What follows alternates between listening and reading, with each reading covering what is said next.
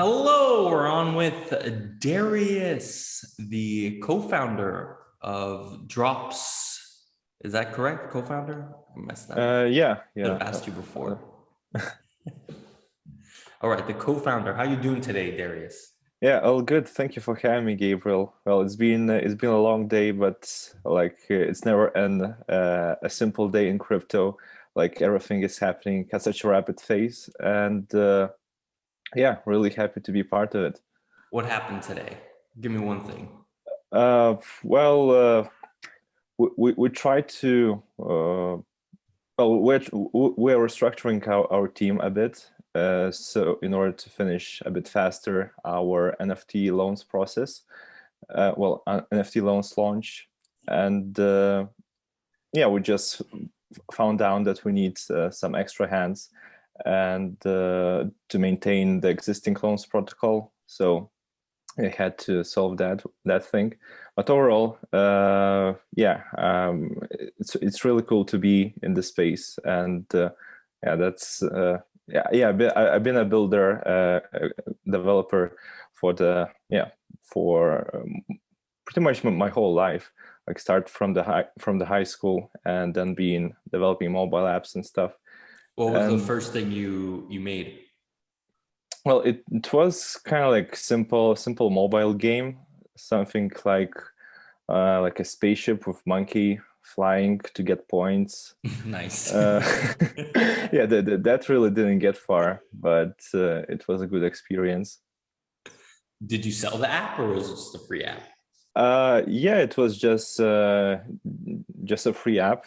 Actually, yeah, it was like a web-based the game. Oh, okay. Yeah, been doing that with Unity, but anyways, later on, I went to to the mobile apps development, and yeah, actually started an agency with that, and that's where, well, we built a couple more serious projects, and well, and after, well, I mean, in mobile apps development, I've been for like 3 years, and then in 2000, well, 15, 16, I started hearing more about crypto and, well, particularly Ethereum.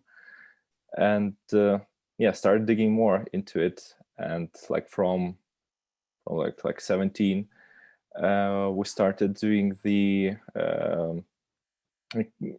yeah, started basically like crypto development agency, but back then there wasn't really much development to be done. It's mostly public sale contracts or token contracts, this kind of stuff. Did you pivot the app development into the crypto business, or you just left that and you just started a new business? Yeah, so part of the team has remained. Oh, wow. Yeah, because still we had to make some visual, well, not visual, but web interfaces. But yeah, we also had to gather new team members for just for the smart contracts. Yeah, and I've been deploying a few, deploying some contracts myself, but wouldn't I wouldn't call myself an expert in development. Well, I'm the guy who likes to organize the process and to make sure it follows smoothly. Gotcha. Was there any friction when you were making that change? I mean, it's a pretty big shift, or maybe it's not a big shift. I don't know. Yeah, it's there was some challenges that we have had to overcome, but well, we tapped into like the global talent pool. So we had quite a distributed team. We had developers from Asia, from South America, and yeah, also from other countries in Europe. And yeah, it's kind of like this early experience in multi, I would say, Distributed yeah, business. the distributed teams. I think it really helped a lot to get where are we now, because yeah, it's back then we already had like these daily meetings through video apps, and yeah, obviously when the containment and restrictions came in place, so we're kind of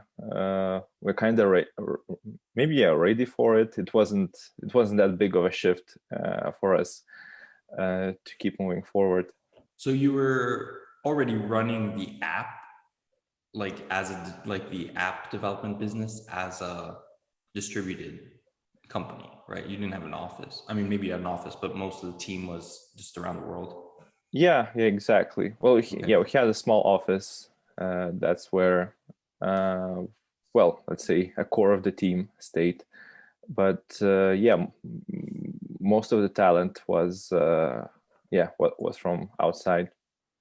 That's pretty cool. It's definitely something that obviously really big in crypto, having that type of framework. And it's really cool. It's a very powerful as well. It's interesting you tapped into that pre-crypto. I'm sure it's helped you in this industry where pretty much everyone is built in that way. So at least you got a little bit of edge in the organizational side. Yeah, I guess so. We can call it that way. Yeah, I mean, absolutely. It's definitely an edge because I'm working with the Creator DAO. You're working with the Creator DAO. This is part of the content we're producing, but it's super interesting working with people from all across the world, and some of them, like one of the main guys there, Dunks, he does a ton of work, always adding value. I've never spoken to him. Like, I mean, I've spoken to him, but I've never met him. I don't know who he is, what his name is, really. I don't know where he lives. So that's something that's not regular, I think, and it's something very unique. So you're making this transition into basically a crypto business, and you're doing a lot of like basically ICO type contracts. Yeah. Well, that was the primary thing in 2016, 17. And yeah, that's and later down the road in 2018, we after this whole ICO boom basically collapsed, we kind of left. We kind of didn't have much clients left, to be honest, and that's when we had to size down and kind of think outside the box. What can be done next? So I still kept the pulse on the further developments in the industry, but on the other hand, kind of thought that maybe we need to build some kind of a more stable like cash flow platform that can eventually maybe turn out into a startup or a company. So we started building the CRM for medical clinics.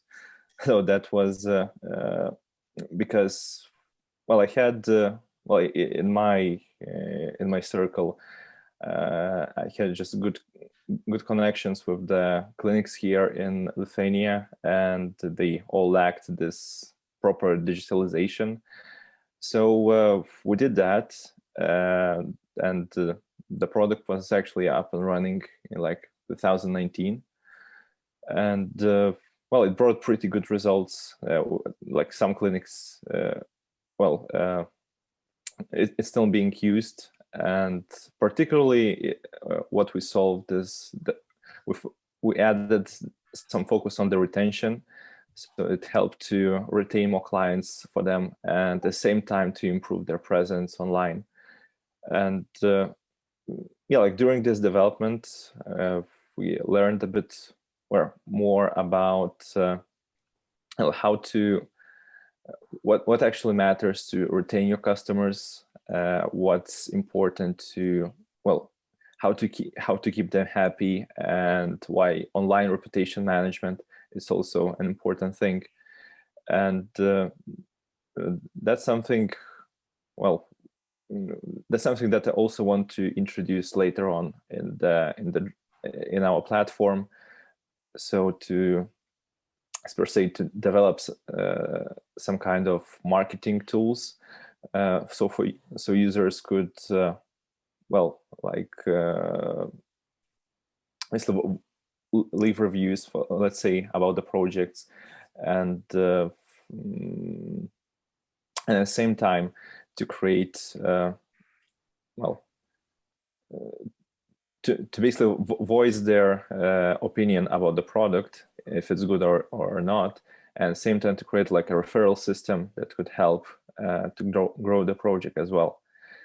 Well, yeah, so from down the road with this development of CRM, well, that was in 2019, and it's still being managed by my friends. And well, in 2018 there were more more new development, how to say, development activities and products were launched, like proper, I know, like Compound started to get more traction. There was I think. OpenSea, Synthetics. Aave was, well, went from the from the peer-to-peer model to also the into the pooled loans part. And yeah, like I started following a bit more crypto again, and yeah, like from the 2020, well, to 2020, when basically we can see the end of the bear market. Well, that's when I started using more, well, all the apps I could find on crypto, researching them, and trying to get myself involved again. And yeah, fast forward, I mean, I've been I really enjoyed the DeFi summer. That was actually like really fun. Like these first fair launch projects were, with like insane APIs and everyone losing their minds, and kind of like Ponzi schemes built on top of Ponzi schemes. It was fun to participate. And so down the road, somewhere in like September, I was thinking about started thinking about the NFTs, because, well, I was pretty sure that, okay, like DeFi, that's going to be for sure the top use case for the crypto. Like it's going to stay here for certain, and it's already had a pretty good traction to be developed. But what really hasn't been touched much were the NFTs themselves. And I remember, like, still in like 2017, back in, well, in early crypto time, where everyone is talking about tokenization of real world assets, that we tokenize contracts, we tokenize real estate, all of that. And these things could be done with NFTs. So everyone before was kind of talking about the future of crypto is in NFTs, but instead it followed the route of the, well, more fungible economy with fungible tokens. So yeah, and it got me thinking, like, can we have more utility for NFTs? Can we integrate NFTs into DeFi so they're not just isolated pieces of contracts that, well, don't have other interaction than just collecting, well, and being sold? And well, that's when, well, the idea came out, well, just like a idea came out about NFT staking. And well, I was still not sure if it's gonna work or not. So started this NodeRunners well, we can call it project, where we would allow users to farm NFTs and later stake them to earn governance token. And it turned out a pretty good experiment. We got actually a nice traction from that, and it helped us to, well, learn more about the NFTs and, well, building with them, developing with them. And that's what led to us to Drops, like to make the more use cases for NFTs in like a scalable way, and allow users to extract the value from it, and basically put idle NFTs to work and reduce the opportunity cost of holding them. And so that's kind of long story short how we got to the Drops, and yeah, here we are right now.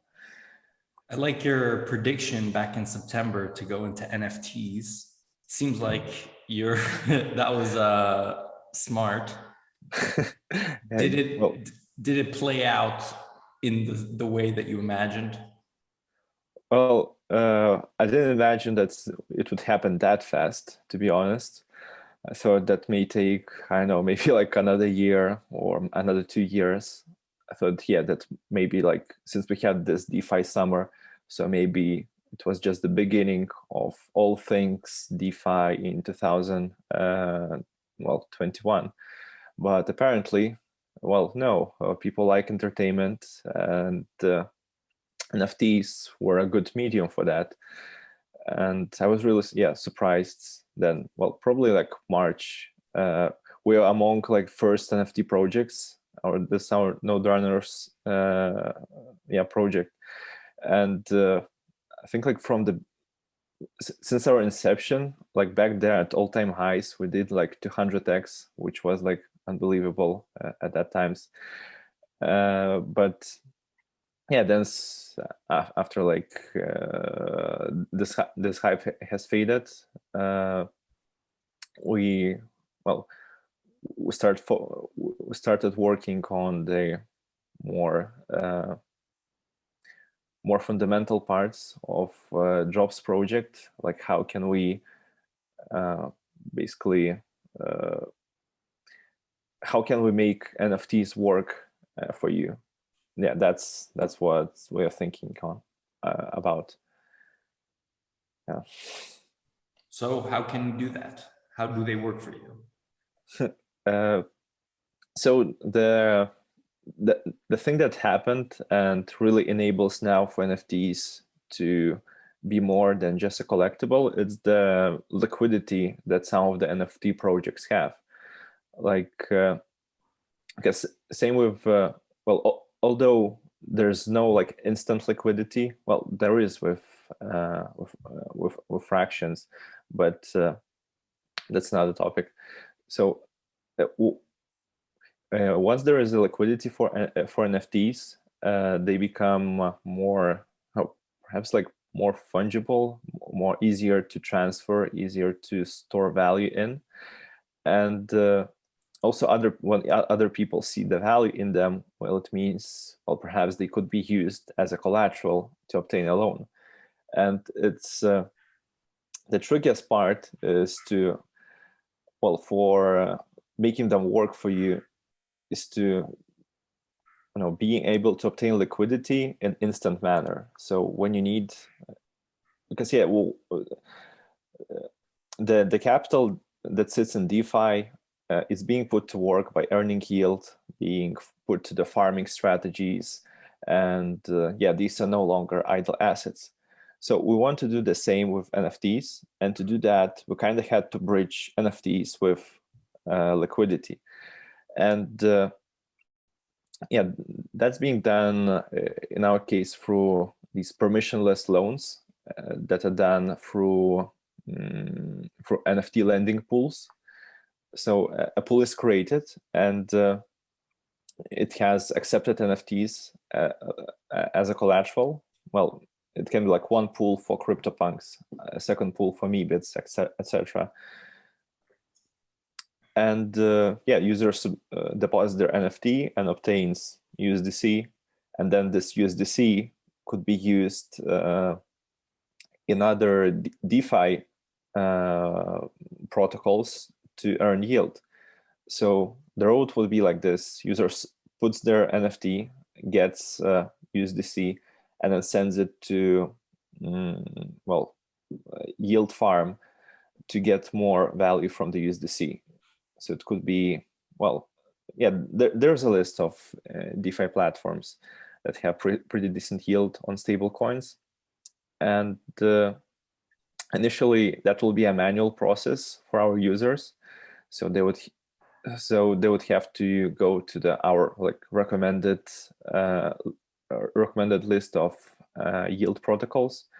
But down the road, we want to create like a vault where all this process is automated. So all you do is just deposit to the vault your NFT and earn like passive yield plus some of our governance tokens on top of it. How do you price the NFTs though when someone is taking a loan against them?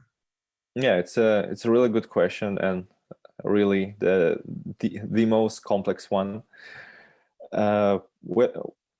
For pricing NFTs, first we thought about, well, maybe creating like fractionalization pools and having these NFT indexes to determine the value of it. But this wasn't really scalable, as you need like 2 times more liquidity for that. You need liquidity to obtain the loan itself, and you also need liquidity for the index. Well, there are other projects that we could use that, but liquidity there is also quite limited. So we went with a more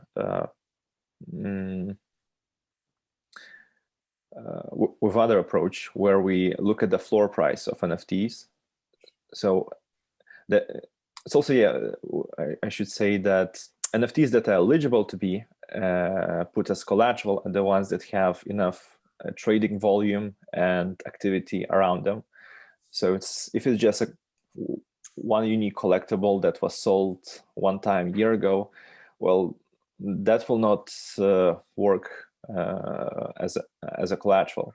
So it would be mostly the NFT projects with high volume. So there is established floor price of it, and yeah, we're looking at the floor price, and there's some formula as well how we adjust the price as well, and that's how NFT is being valued. So as long as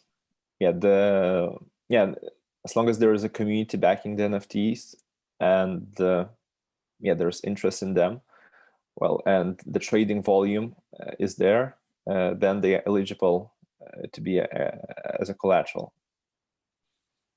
Seems there should be some sort of like credit rating agency for NFTs, like a community DAO. They're like, this NFT is worth 1 ETH or something, you know? That's true. I mean, down the road, I believe there's a lot of room of improvement for, I don't know, we can call it NFT oracles, because they could be, there could be, for example, like insurance to insure the price of NFT value, or other staking mechanisms that ensure the value of them. Like, the area itself of evaluation of these, it's quite wide, and I'm sure down the road there'll be plenty of experiments. Some will fail, others will succeed. And I enjoy this process because we're kind of looking at something, going to the unknown lands, where you have to be quite creative to solve these problems. Absolutely.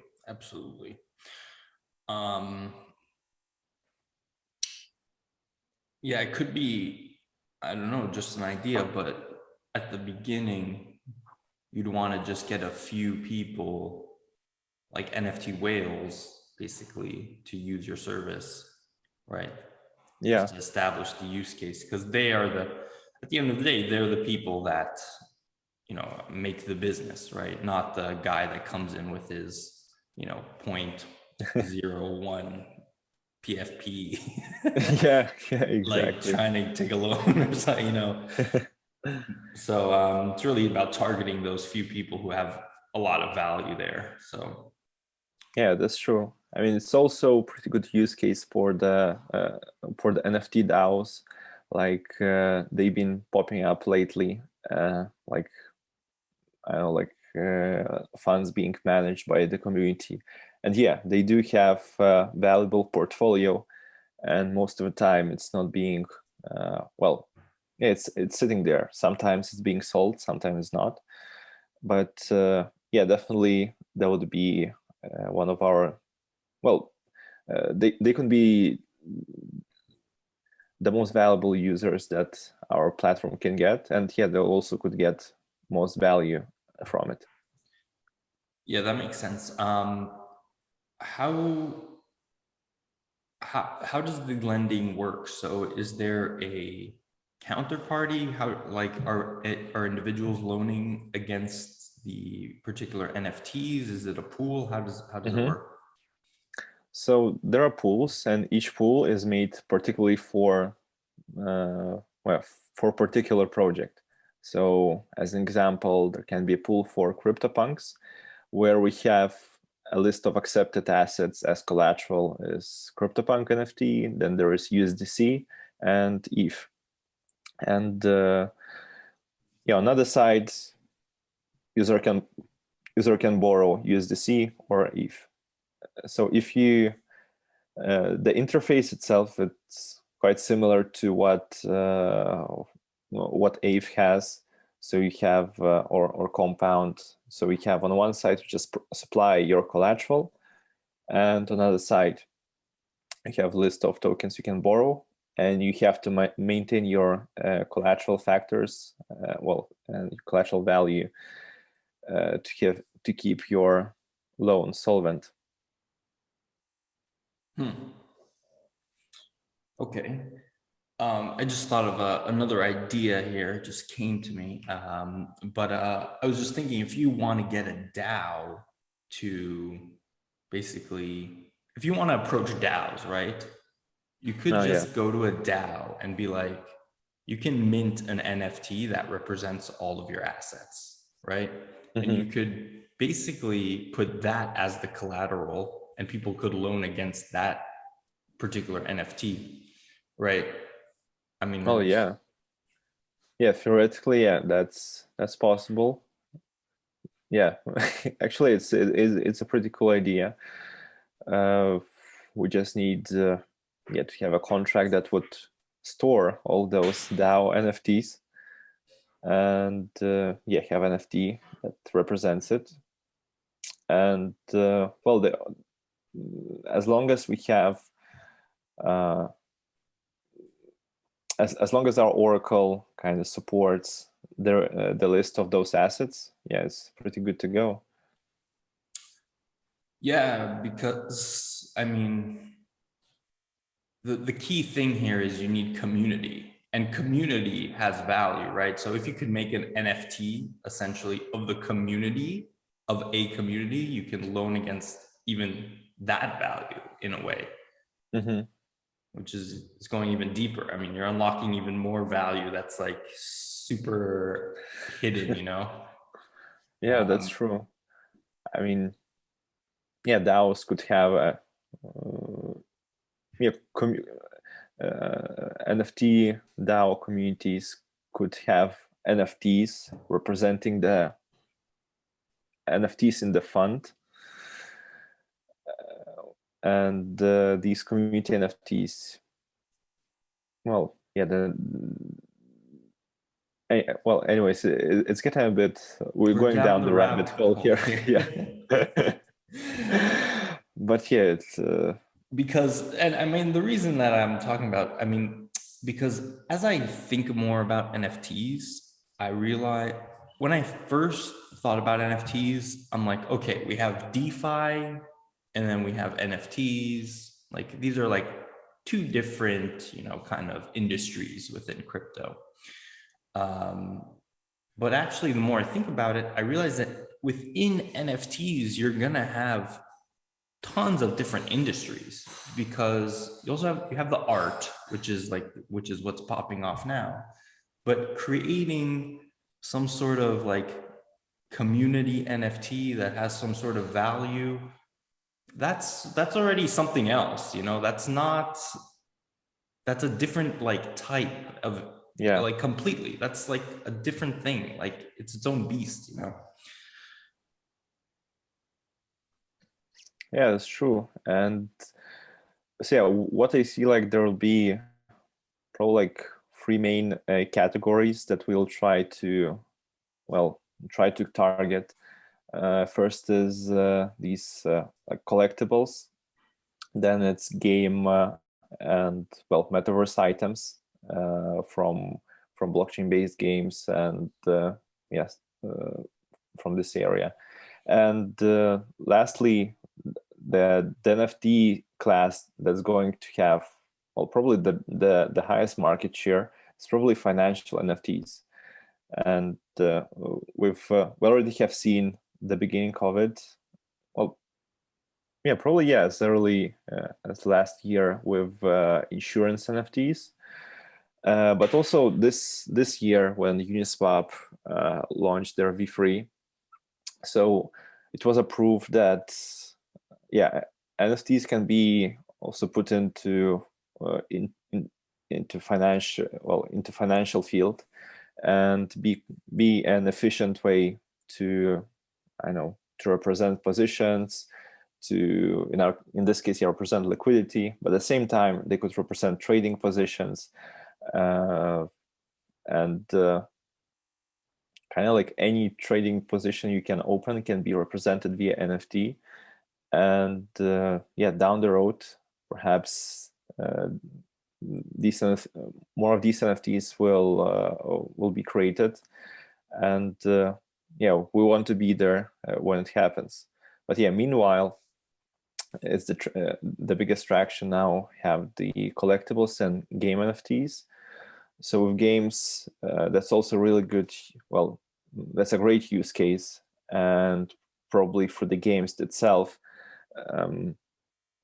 we'll be able to see that maybe not the mass adoption, but a huge chunk of new users would be coming to the crypto space through gaming, because first it's an entertainment in the first place. On second place, we're seeing something new that wasn't offered before, is that you can basically earn by playing a game as long as you know the drill, you know the rules. So assets that you earn in the game can be taken outside of the game. And before NFTs, that was before NFTs and crypto games, it was already happening in we can call Web 2.0 games, where users would farm coins or farm game items and then sell it on the black markets. And the game developers were often against that. But instead of trying to Facilitate it. Yeah, and crypto games essentially are feeling making earning with your game assets a legitimate thing, instead of restricting and closing your ecosystem. It becomes open, so anyone can get value from it, and the more value your users get, it also helps to have this compounding effect on growth, because just like with Axie Infinity, it's been pretty it's been amazing to see how far it has gone. And it wouldn't be possible if they would just have axes inside of the closed system that all you can do is earn like tokens and then trade them inside, or buy crystals to boost your to boost your stats, like in other games. So yeah, I like seeing this transition, and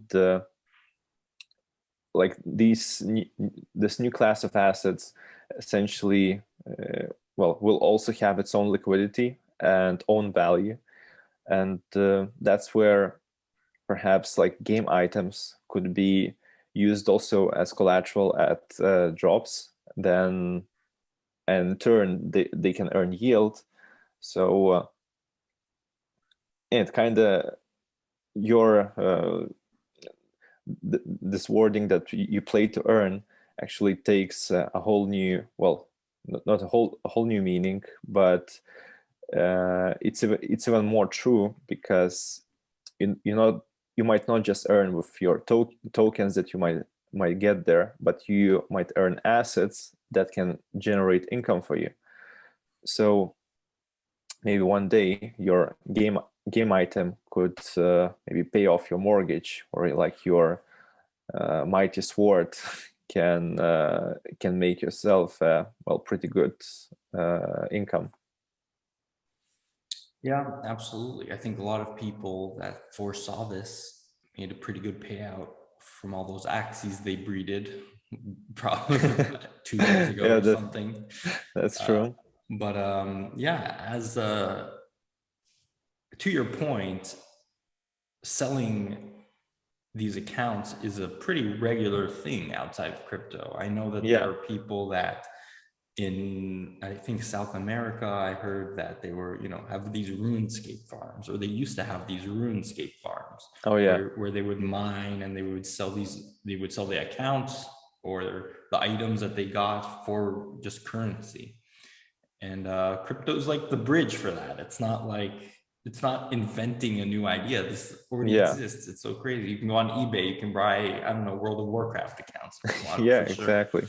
So yeah, it's definitely pretty cool, and I'm excited to see more games. I know Axie is kind of the only one right now. There aren't a ton that are like you can play and earn from, unless I'm missing something. I don't know if you've had any experience with those. Well, I have I had a pretty busy schedule lately, so didn't manage to, unfortunately, to dig deeper. But yeah, we're actually starting well, with our NodeRunners project. That's what we've been thinking, to extend it, to extend it, and basically use this our NodeRunners NFT game to gamify our drops platform, and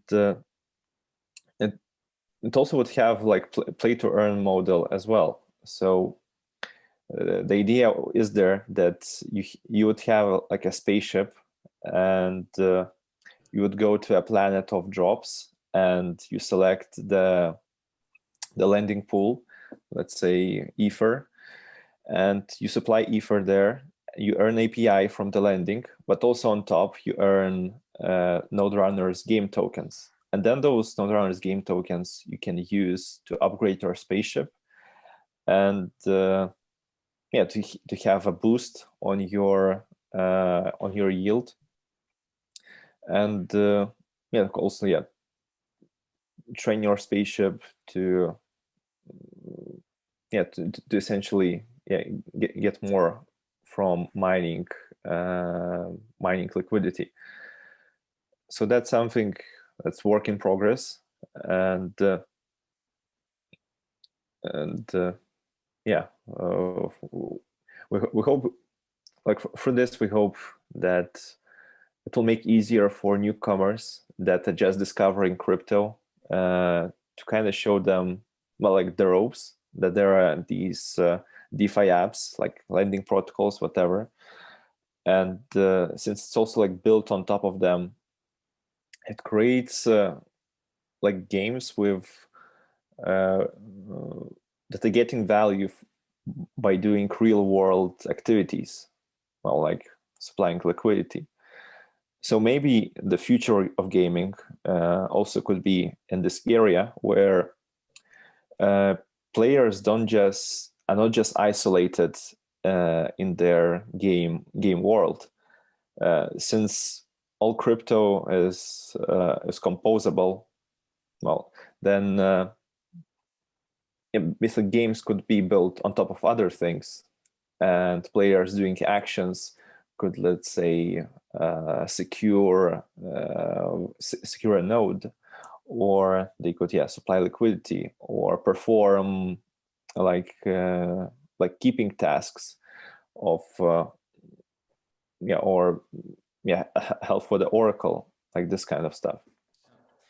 To me, that's a tiny bit different. That's gamified to me. That's not a game. You know what I mean? Like it's not. I want to see like Space Invaders where you like win money. You know what I mean? Like not like doing tasks. I think that like really just having like Axie is just a game. You know, it's like even though Axie it's similar in the way, like, I guess in Axie, you're just doing tasks, right? You're not like, if you boil it down, you're doing just these actions and it looks like it's, graphically designed or whatever. But so maybe you could kind of merge those two and you have, supplying liquidity, but it doesn't look like you're using MetaMask. You're like traveling through the land, you know what I mean? And you get to supply, you dump some water in a well and that's supplying the liquidity, So maybe there's going to be more of that. Certainly could be interesting.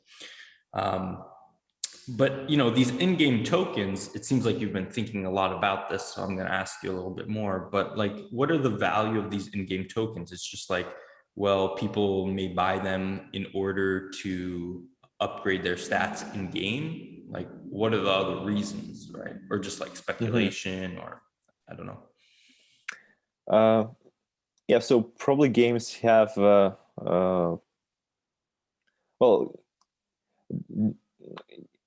games should have a more unique approach towards their tokenomics, in a way that in DeFi it's pretty clear that there's inflation rate that project can tolerate, and there's also some buy pressure, but it's quite easy to calculate how much you can inflate of your supply and how much you can buy if the protocol has revenue, and then you can balance it so the token doesn't lose value. But in games themselves, like this whole the tokenomics of it get more complicated, because here you have to create as many as possible use cases for the token, so it stays inside the ecosystem, because the inflation rate has to be pretty high to make the game worthwhile. And that's also a problem that a lot of the games in massive MMORPGs have faced, that the value of gold inside the game with time just keeps decreasing in value, and all items get more and more expensive. So to keep the value of the token, so inflation in the game has to be managed properly, and to have these use cases as well, and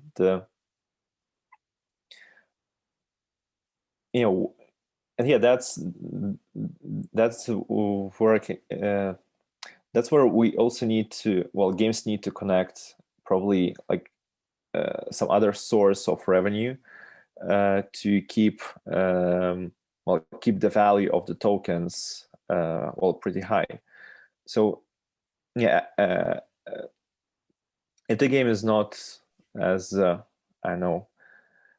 as well designed as Axie Infinity, there would be, I believe, cases where players just get the tokens and put them straight to the exchanges, to earn from the game. So yeah, as long as there is utility inside of it, and there can be also buy pressure from the outside, the token keeps its value, and speculators could drive it further, and probably all game tokens at some point will have these cycles as there are on the markets. So it's not like there will be a fixed rate for the game token for the rest of the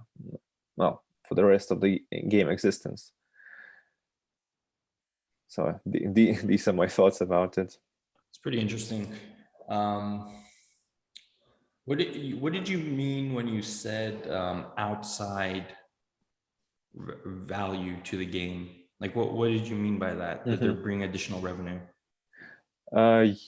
Yeah, so that's what I meant about by getting revenue, not from selling like game assets or nothing like that, but being somehow connected to other like protocols and earning revenue from there. Well, it could be as simple as having games treasury funds that are just staked somewhere and earning yield, and that yield is being used, to passively and slowly to buy the supply. So or again, we can go back to this liquidity system, or maybe like players in the game would be required to stake like small amounts of liquidity, maybe like $50 or so. But if the game is massively played, like it has hundreds of thousands of players, it could ramp up to decent amounts, and revenue from there could also be used for the game as well. Yeah, it's very interesting. It's a whole new category. You also have to make the game fun, because if you lose popularity, then the whole thing goes away, right? Yeah, that's true. Yeah, it is. Yeah, it's first thing, it has to be fun, I guess. Then second thing, it has to you have to be able to also earn from it. So there are probably different ways how this fun can be created. It can be either for game actions. Also there's social social interaction, being able to chat with your mates or form like social circles. That's also kind of the reasons why players keep returning. So yeah, there are just different types of players that are in the games, and the one that scores all these segments, well, eventually, it eventually takes the lead. Yeah. And there's quite a few vying for the position right now. Illuvium, I think I'm pronouncing that right. Oh yeah. Is one of the big ones coming out. Yeah, it really is. I really like how it's built, and I've been following for a while their development process, and that's something where the whole like gaming industry, I believe, at some point will be heading to build their games on blockchains, to enable for users to own assets, and like instead of restricting this real world trading, they might just adjust their game, and adjust their system, so they allow trading, but as well they also earn revenue from it. And yeah, it is possible now just like OpenSea, so creators can just have a cut on all trading volume. But there are also other monetization ways for games that can be done. Another game that's been pretty hyped on crypto Twitter is Parallel. It's like a card game. I don't know if you saw that one. Yeah, I think yes. My friend dropped it by. Yeah, looks interesting. Haven't tried to play it. Did you? Doesn't exist yet. That's the problem. All right. That's the problem with a lot of these games. It's like Axie is really kind of the only one, as far as I know, that is like really truly play to earn, like ready to go right now. Oh yeah. But yeah, I think another cool one, Comet Spaceships. That was also like I would say they started a long time ago. Can't really remember. Maybe from last year, maybe not. Haven't really played it, but the idea that you fly a spaceship and try to mine resources from comets, it's really cool one. How you jump between those comets, there's mechanism on that, and the thing that it's done all on chain. Well, it's even cooler.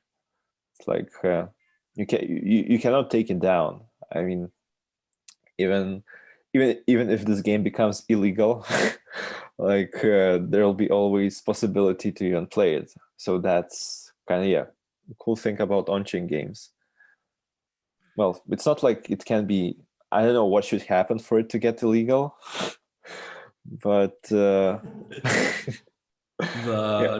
no fun party comes into power and says no games. Yeah. And then you will be like a blacklist of these. You can go on this site. Yeah, that's true. I mean, it's to some extent that was already happening in China with their like how they call the games of the opium of the they called it intellect opium or heart opium. Basically, they call it that games. They said that games are drugs for young people, and they're trying to crack down on them. Oh, so yeah, at some part of the world, there's already no fun party. That sucks. Well, yeah. Well, I hope that these newer games are actually built on like IPFS or something. I don't know how hard that is. Like, it's probably too challenging, but I hope so. That's the whole idea of crypto. I mean, we've had a lot of this regulation talk. Uniswap delisted some tokens from its front end. So definitely this idea of truly on-chain, admin keys it's always been there, but now I feel like it's coming to the forefront. Do you feel anything in terms of regulation? Yeah, well, regulation is inevitable. I mean, the only question is to what extent it will happen. Like the thing, think about this crypto apps is they're all hosted on blockchains, and you can't really take it down. But what's possible to influence is to take down a website, and essentially, if mirrors can be created for that. So I believe we might see something similar like battles with torrenting sites. Like you can always put down sites that host it, but you can't take down the technology of these peer-to-peer file transfers. So probably like bigger projects that get the attention of regulators will have to comply to some extent. Like otherwise, well, their contracts might remain open, but from the UI part, they will need to take like precautions and kind of force their users who are not who don't know how to interact with smart contracts directly to now fill the KYC or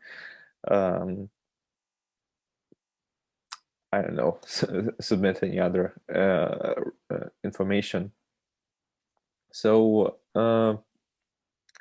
and yeah, having things built now on the hosting your website on the IPFS, I think that's it's still not that popular, but at some point I think there'll be a surge in this area, and it's good to start talking about this now, because probably in somewhere in 2 years time, I believe the European Union will also push their regulation on cryptocurrencies, and that will also include NFTs. And by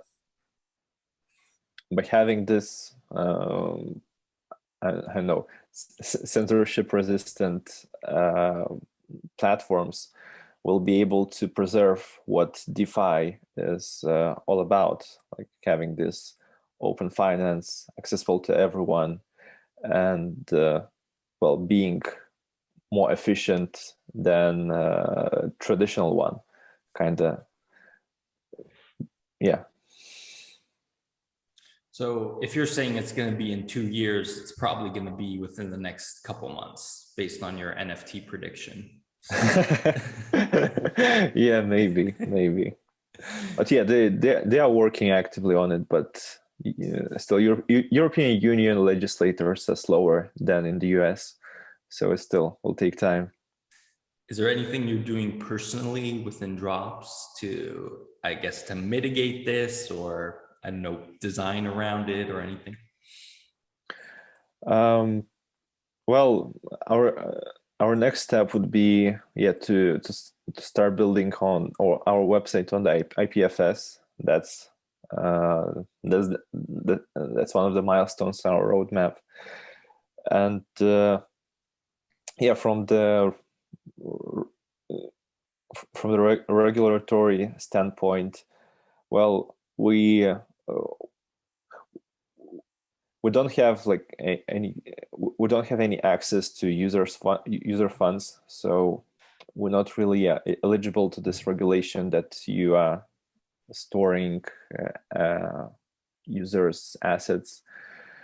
And so yeah, as long as I believe as long as we have our smart contracts that are truly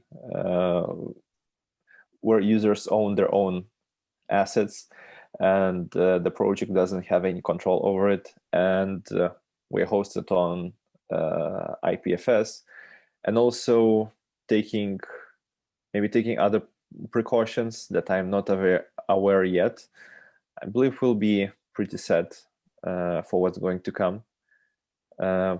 It's also about where you are, what clients you accept. Do you restrict some countries, and also where you are incorporated? So there is a bunch of things that need to be taken care of to have this truly distributed app. Absolutely. Still lots of work to be done. So what is some of the things you're most excited about for Drops, maybe in the next couple months? Yeah, I would say it's the launch of the NFT lending pools. That's when finally users will be able to instantly obtain a loan against their assets. And by the end of the year, I hope we'll manage to have the NFT vaults, and that's where actually yield farming with NFTs will become possible. And yeah, that's going to be pretty exciting, as yeah, first of all, it hasn't been really done before, and yeah, it also adds much new use cases for NFTs. And I don't know, maybe it will also increase value on some of the assets, like make them, if your NFT can generate you like 10% a year, well, it becomes probably more valuable than one that can't. So maybe there'll be some changes, well, in the NFT pricing as well. I know we're gonna have to wait and see how the market reacts to it. How are you going to design basically the yield aggregator? Because typically it's like you deposit an asset and then it compounds the same asset. With the NFT, you can't really compound the NFT. You have to do a separate like ETH or stable. So you have any ideas for that? Yeah, so basically the NFT would generate, well, any tokens will specify. So there could be, let's say, if well, there could be vaults where NFTs generate ETH, and there can be others that generate USDC. And also we might try other vaults where it generates our Drops token, well, in a way that yield is being used to buy it back from the market, and it's getting distributed back to the user. So there are different scenarios how to approach it, but yeah, it's the NFT will be earning fungible tokens. Very cool, very cool. One thing that comes to mind in this space is the hash masks, because they themselves generate these NCT tokens. Oh yeah. And as far as I know, nobody's built a yield farm for them. But no, it's why not? Oh yeah, it's a pretty good idea. Might as well. Then you can do the NCT plus the liquidity plus the drops. You see, you get the triple yield, triple threat. Oh yeah. Yeah, actually, I'm gonna write this down after this. Sure, why not? Why not? Is there any projects? We highlighted a few already, but is there anything within crypto, any projects that you really like, that you are excited about? Anything? Well, maybe Visor. Well, yeah, Visor. Like their active management for of Uniswap v3 NFTs. Well, it's particularly interesting because, yeah, the problem of Uniswap v3 NFTs is if they were used in any other apps, there is always a risk that they go out of the range and well, they stop doing their purpose.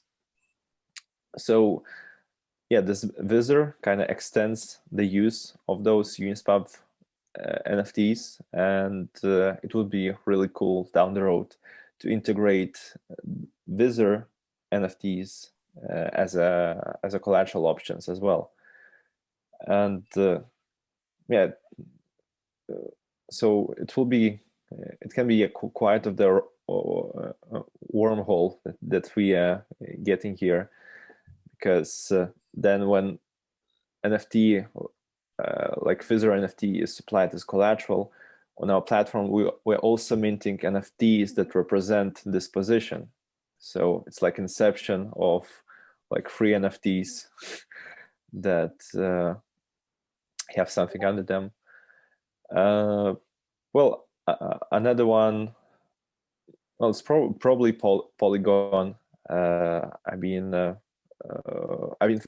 following their progress, and actually talking with the team members since since early 2020, and it's been really cool how, like, before they put a lot of attention to the NFTs, and they believed in this NFT games, and gave grants to the projects that were building games, and essentially, like, this approach helped them to get traction, and well, the strategy they took had paid off them a big time.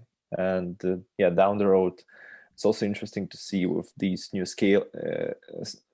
scalability solutions like layer 2s, how they're going to, I don't know, to have other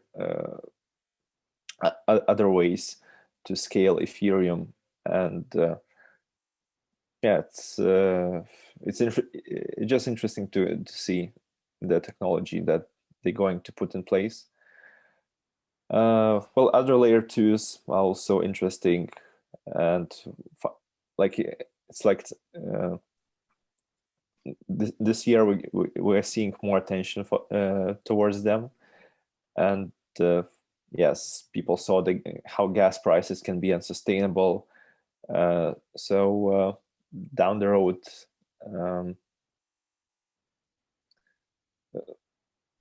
yeah, down the road, like, this whole ecosystem will just become more vibrant, since each chain will have its own incentives to build. It will attract maybe new developers, because there are more, I know, better opportunities at new chains, and yeah, it only creates diversity, and that's it's really one of the values of the people in crypto, to have this diverse and open world. Absolutely. Absolutely. I love it. I love the vision. I want to be there with you. Very cool. Very cool. So I think that pretty much wraps up my questions for today. Is there anything else that you would like to highlight, comes to mind, that we did not touch on?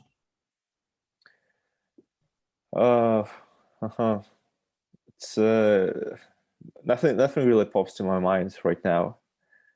Like, if someone is if someone is joining, like, crypto in just in, like, recent time, well, they might see, well, they might get scared with the volatility that comes with time, but like in these last years, we had a proper traction, and like proper, like, fundamental value that crypto can bring, and it was adopted by by the users.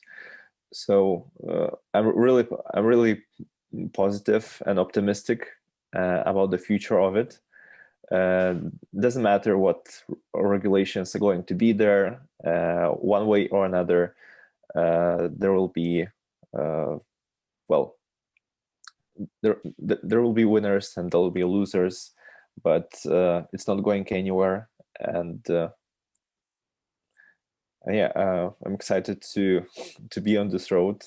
I know if it'll be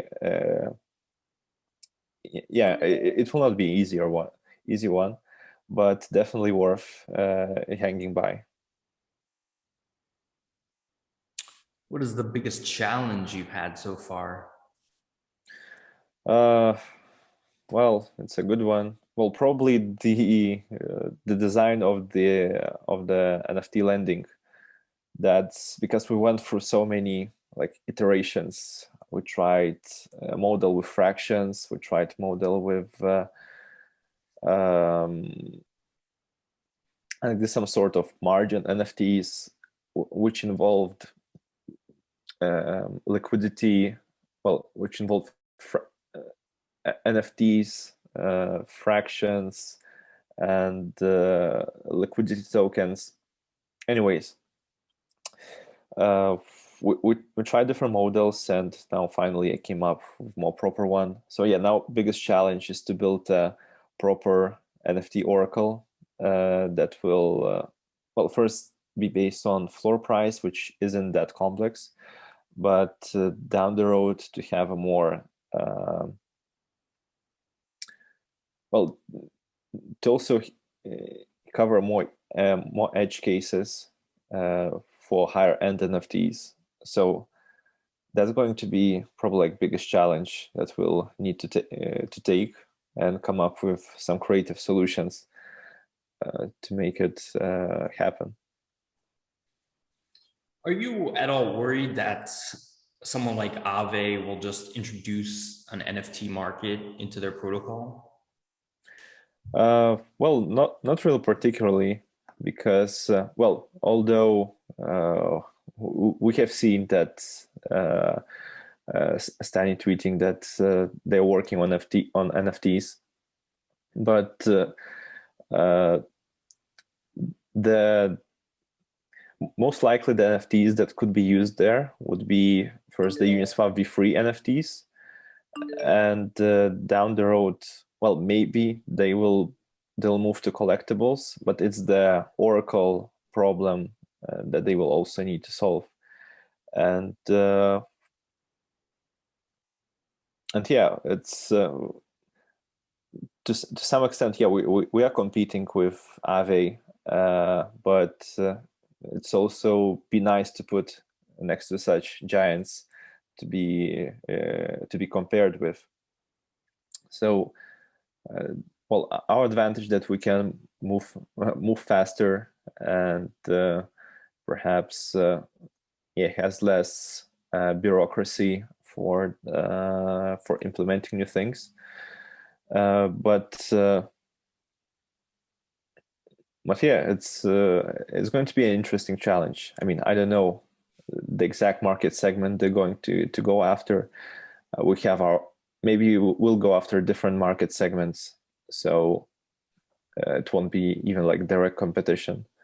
So still, there are unknowns, and we're now positioning ourselves to just fit all the NFT segments that will be there, and whichever then have more traction, we'll double down on it and continue our growth in that field. Who knows? Maybe Aave will do a little acquisition, and then Drops. It'll be Aave Drops. Yeah, who knows? How would you like the listeners to take action after listening to our conversation today? Well, I'd like you to join our Telegram group and Discord, and yeah, feel free to ask any questions. We also have you can also get involved in our liquidity mining program for loans, and